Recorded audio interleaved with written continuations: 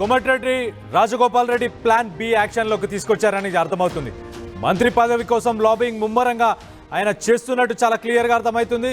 అన్న వెంకటరెడ్డి కోమటిరెడ్డి హ్యాండ్ ఇవ్వడంతో ఆయన కర్ణాటక డిప్యూటీ సీఎం డీకే శివకుమార్తో భేటీ అయినట్టు మనకు తెలుస్తుంది.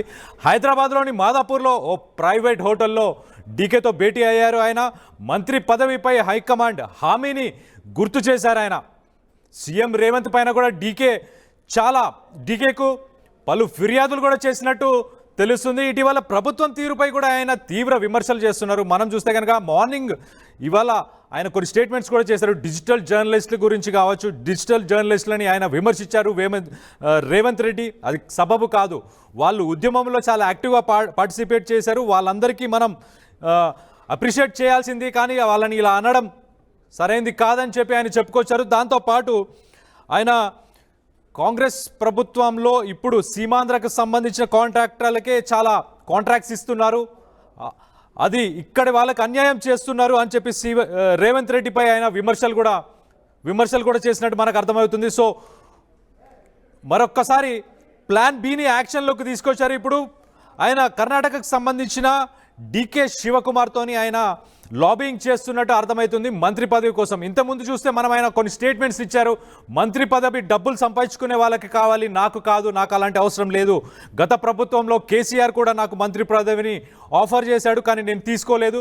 మంత్రి పదవి నాకు ముఖ్యం కాదు, ప్రజలకు సేవ చేయడమే ముఖ్యమని చెప్పి ఆయన చెప్పుకొచ్చారు. అలాగే ఇక్కడ తెలంగాణలో ప్రస్తుతం ఈయన సీఎం రేవంత్ రెడ్డి మాటలు ఎక్కువ చెప్తున్నాడు, కానీ చేతలు తక్కువ ఉన్నాయి, మాటలు తగ్గించాలి, ఆయన చేసే కార్యక్రమాలు ఎక్కువ ఉండాలని కూడా ఆయన మార్నింగ్ చెప్పుకొచ్చినట్టు మనకు తెలుసు.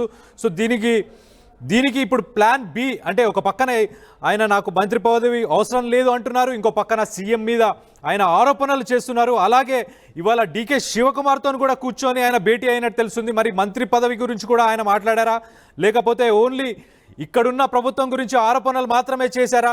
కానీ ఆయన ఇంతకుముందు కొన్ని సంఘటనలు మనం చూస్తే ఇంతకుముందు చూస్తే కనుక ఆయన నాకు మంత్రి పదవి ఇస్తాని హామీ ఇచ్చింది హైకమాండ్, ఇప్పుడు ఎందుకు మాట దాటేస్తున్నారు అంటే ఆయన ద్వంద్వ వైఖరిని కూడా చూపిస్తున్నట్టు మనకు చాలా క్లియర్గా అనిపిస్తుంది. ఒకవైపు నాకు కేసీఆరే మంత్రి పదవి ఇచ్చేవాడు, నాకు మీరిచ్చేదే ఉంది అన్న పద్ధతిలో మాట్లాడుతున్నాడు. అలాగే హైకమాండ్ నాకు మాట ఇచ్చిన తర్వాత ఇలా చేస్తే ఎలా అని చెప్పి కూడా ఆయన మాట్లాడుతున్నారు. అందరం కలిసే కాంగ్రెస్ని మనం పవర్లోకి తీసుకొచ్చాం, అందరం కలిసే కాంగ్రెస్ని గెలిపించుకున్నాం, అందరూ కలిసి కట్టుగా పనిచేయడం వల్లనే ఇది సాధ్యమైందని చెప్పి కూడా ఆయన చెప్పుకొచ్చారు.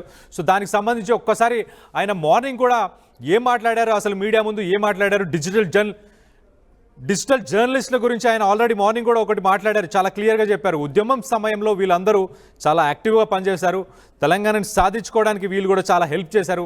అలాంటి వాళ్ళ మీద సీఎం ఇలాంటి వ్యాఖ్యానాలు చేయడం గురించి ఆయన చాలా తప్పుపట్టారు. అలాగే దానికి సంబంధించి సోషల్ మీడియాలో వీళ్ళందరికీ నేను సపోర్ట్గా ఒక ట్వీట్ కూడా చేశాను. దీనికి సంబంధించి ఒక డిజిటల్ జర్నలిస్ట్స్కి సంబంధించిన ఒక అసోసియేషన్కి సంబంధించిన ప్రెసిడెంట్తో కూడా నేను మాట్లాడాను, వాళ్ళకు కూడా నా మద్దతును తెలియపరచానని కూడా ఆయన చెప్పుకొచ్చారు. సో ప్రస్తుతం కోమటిరెడ్డి రాజగోపాల్ రెడ్డి ప్లాన్ బిని అమలు చేస్తున్నట్టు మనకు చాలా క్లియర్గా అర్థమవుతుంది.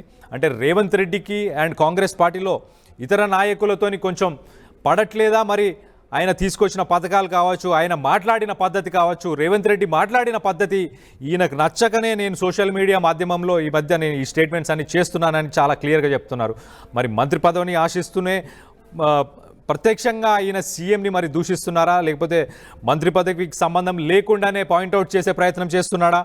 దీనికి సంబంధించి మరిన్ని వివరాలు మా ప్రతినిధి సచిన్తో మాట్లాడి తెలుసుకునే ప్రయత్నం చేద్దాం. ఒక్కసారి సచిన్, ఈ మధ్యకాలంలో ఆయన 1-2 డేస్ నుంచి చాలా ఘాటుగా వ్యాఖ్యానాలు వదులుతున్నారు. ఆయన సీఎంకి సంబంధించి కావచ్చు, అలాగే దాంతోపాటు హైకమాండ్ ఏదైతే మాట ఇచ్చిందో దాని గురించి మాట్లాడుతున్నారు. అలాగే సీమాంధ్రకు సంబంధించిన కాంట్రాక్టర్లు వీళ్ళందరూ చాలా స్కీమ్స్, ఇక్కడ టెండర్స్, కాంట్రాక్ట్స్ అన్ని వాళ్ళ ఇవన్నీ తీసుకుంటున్నారు. కమిషన్ బేసిస్లోనే సీఎం రేవంత్ రెడ్డి ఇలాంటివన్నీ వాళ్ళకి అప్పచెప్తున్నాడని చెప్పి కూడా ఆయన చెప్పుకొని రావడం జరుగుతుంది. రానున్న రోజుల్లో ఏం జరుగుతుందని ఆశించవచ్చు మనం. అసలు ఈయన మంత్రి పదవిని ఆశిస్తున్నాడా, లేకపోతే ఇంకేదైనా కారణాలు ఉన్నాయా?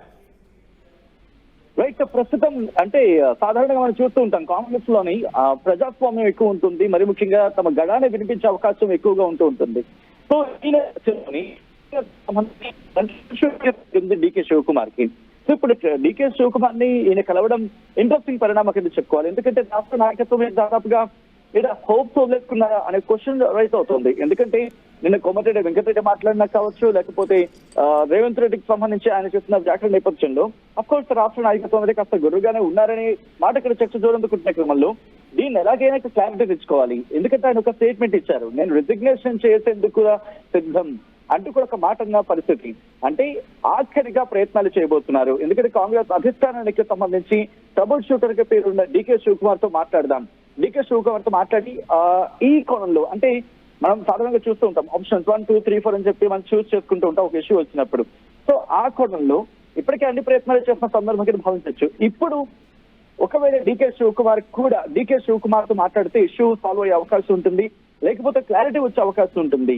ఏం చేయబోతుంది ఇటు జాతీయ నాయకత్వం అనేది ఒక క్లారిటీ వస్తే దానికి తదనుగుణంగా నడుచుకునేందుకు, దానికి తదనుగుణంగా అడుగులు వేసేందుకు ఆయన సిద్ధం కాబోతున్నారు అని ఒక చర్చ జరుగుతున్న సిచ్యువేషన్ లో ఇప్పుడు డీకే శివకుమార్ తో ఆయన మాట్లాడుతున్న సందర్భం. డీకే శివకుమార్ తో భేటీలో చాలా అంశాలు ప్రతిపాదనకు వచ్చే అవకాశం ఉందని చెప్పుకోవాలి. ఇంట్రెస్టింగ్ గా ఇక డీకే శివకుమార్ అంశం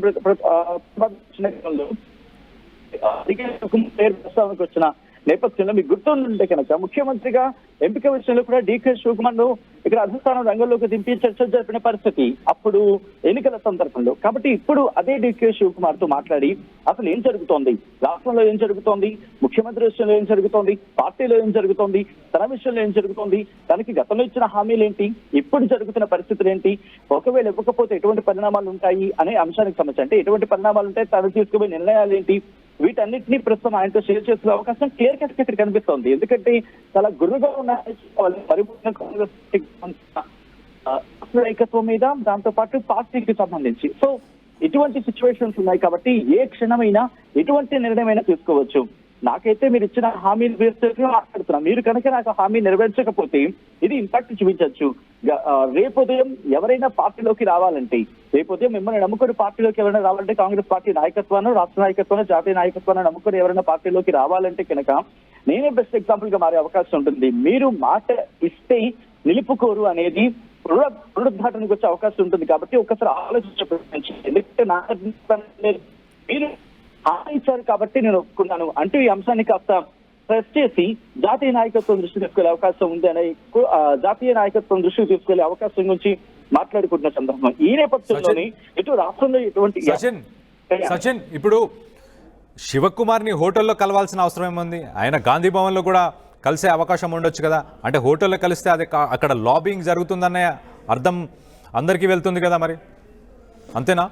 అంటే సాధారణంగా మనం ఒక వ్యక్తికి సంబంధించి గాంధీ భవన్ లో మాట్లాడుకున్న సందర్భంలో ఒక వ్యక్తికి సంబంధించి కంప్లైంట్ ఒక వ్యక్తి విషయంలో లేకపోతే పార్టీలో ఈ వ్యక్తి వల్ల ఇబ్బంది పడుతున్న అంశానికి సంబంధించి మాట్లాడుకునే క్రమంలో డిస్కషన్ జరిగితే అది మిగతా వాళ్ళకి తెలిసే అవకాశం ఉంటుంది. అది మరింత శత్రుత్వాన్ని పెంచే అవకాశం ఉంటుంది. ఇష్యూ సాల్వ్ కాకపోగా మరింత దాని ఏమంటారు ఆ ప్రతికూల పరిస్థితిని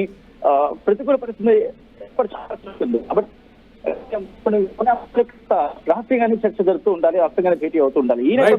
Sachin, thanks for the update. Sachin, మనం చూస్తే కోమటిరెడ్డి రాజగోపాల్ రెడ్డి ప్లాన్ బిని అమలు చేస్తున్నట్టు చాలా క్లియర్గా తెలుస్తుంది. మంత్రి పదవి కోసం ఆయన లాబింగ్ చేయడానికి డీకే శివకుమార్ ఉంటున్న హోటల్ మాదాపూర్లోని ఒక హోటల్లో ఆయనను కలిసిన తర్వాత హైకమాండ్ ఏదైతే తనకి వాగ్దానం చేసిందో ఇంతకుముందు మంత్రి పదవి ఇస్తానని చెప్పి దాన్ని నిలుపుకోవాలని చెప్పి కూడా మాట్లాడినట్టు సమాచారం. దాంతోపాటు అలాగే సీఎం రేవంత్ రెడ్డి ఉత్తరాంధ్రకు సంబంధించిన కాంట్రాక్టర్లకి టెండర్లన్నీ అప్పచెప్తున్నాడు, ఆయన కమిషన్ బేసిస్లో పనిచేస్తున్నాడు వాళ్ళతో అని చెప్పి కూడా చెప్పుకొచ్చాడు. అంతకుముందు కూడా మనం చూస్తే కనుక సీఎం రేవంత్ మాటలు తగ్గించాలి, పనులు పెంచాలి అని చెప్పి ఆయన చెప్పాడు. అలాగే డిజిటల్ జర్నలిస్టులు ఎవరైతే ఉన్నారో వాళ్ళ మీద ఏదైతే వ్యాఖ్యానాలు చేశాడో, ఎవరు పడితే వాళ్ళు వచ్చి మాకు నమస్తే చెప్పలేదు అన్న పద్ధతిలో ఉన్నారు అని చెప్పి కొంతమంది గురించి సభాముఖంగా ఆయన చెప్పడం జరిగిందో దానికి కూడా ఈయన ఖండించారు. దాన్ని ఖండించి డిజిటల్ జర్నలిస్టులు తెలంగాణ రాష్ట్రాన్ని సాధించుకోవడానికి వాళ్ళు కూడా ఎంతో కృషి చేశారు, వాళ్ళని మనం అప్రిషియేట్ చేయాలని చెప్పి చెప్పుకొచ్చారు ఆయన.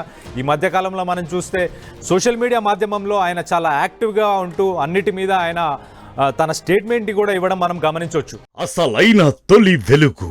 ఫాలో వాట్సాప్ @తొలి వెలుగు official.